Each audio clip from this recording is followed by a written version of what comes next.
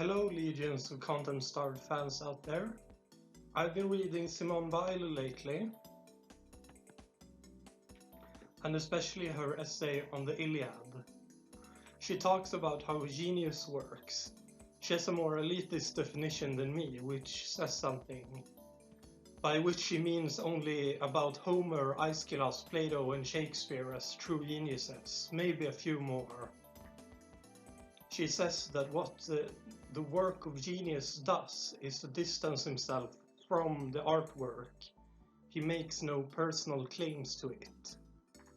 Putting yourself into the work works against her sense of the holy, since what is holy is the non-personal. For example, when you walk on the street, you don't respect a stranger because of their personality. You respect them, so to speak, because of their personhood. This is the essence of what Weil calls holy. In literary terms, think about how Homer starts his two epic poems, the Iliad and the Odyssey.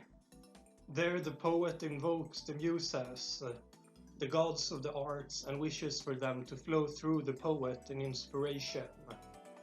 While other epic poems does this, I think it becomes an imitation. It's more about a stylistic device and not about any real spiritual essence, maybe with the exception of Dante.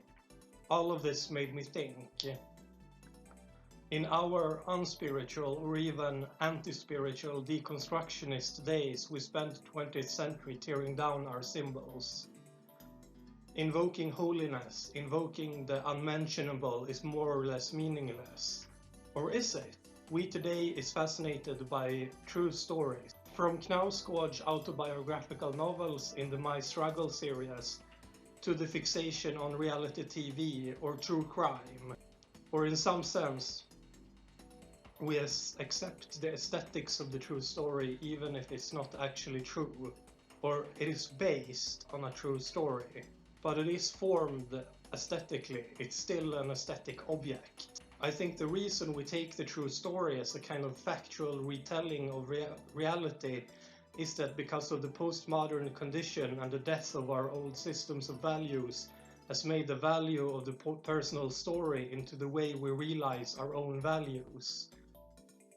Just to get it out of the way, this is the root of what will come to be called identity politics, where the personal experience of marginalized groups becomes a kind of political project in itself.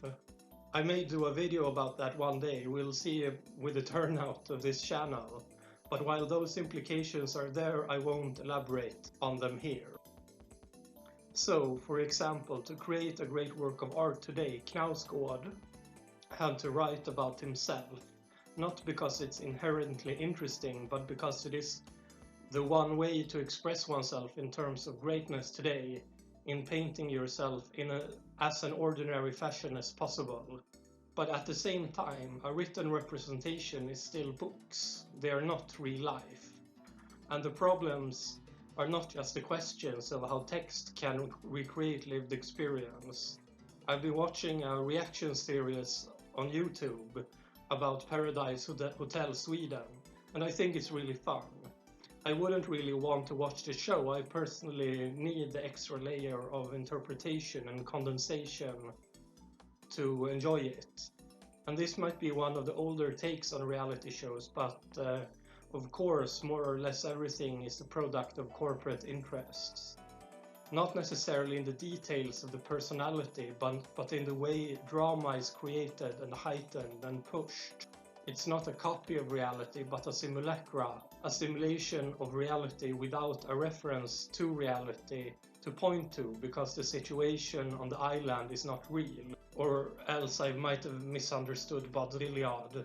But that's the point, since we can gain no metaphysical truth from art, we must see it as attempts at recreating reality. And in the act of judging the reality of reality, it becomes non-reality. So in the end, we ourselves become non-real, succumbing to the discourse. This is of course the most true of the true crime genre. While we can still view Knausgård or reality TV as essentially fiction, the true crime genre gains its entire value from the impression of reality. It can even have real-life consequences. Through forming of public opinion, the Netflix show Making a Murderer didn't achieve a presidential or state-level pardon, but it did make both then-President Barack Obama and State Governor Scott Walker give statements. So a product made for, in the end, entertainment, claiming some kind of truth could, and in the HBO true crime show The Jinx did, have real-life consequences, while it through the tricks of filmmaking and the limits of science systems to convey lived experience can miss the truth.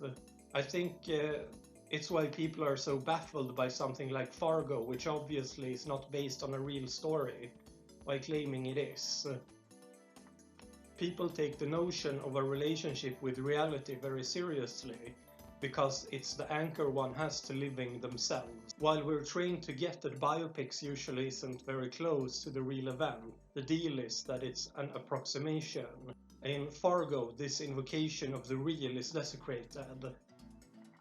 It tells us that the story is based on a true story, which is blatantly untrue, whether way you look at it. The perfectly constructed plot, the way Roger Deakins stylizes the cinematography and the aesthetics of Winter, the way the characters take on Dickensian qualities of caricature.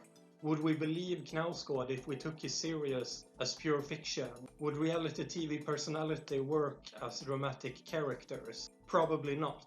I believe that the reason we cannot think beyond the representation of life is because we can't live without it. Being a non-consumer of culture makes us into more perfect people in this context. Intellectual honesty disappears because all that matters is storytelling. Adorno and Horkheimer talks about this in the Dialectics of Enlightenment, how the Hollywood films of the 30s and 40s were made as extensions of reality. Well, they're not extensions anymore, but reality itself. As the ancient poets invoked the muses for divine, personal inspiration, modern man invokes its connection to reality. If we were to go forward, we must see it through that the idea of postmodernity and shallow play of identities in the end was just another narrative, such as though it was supposed to debunk.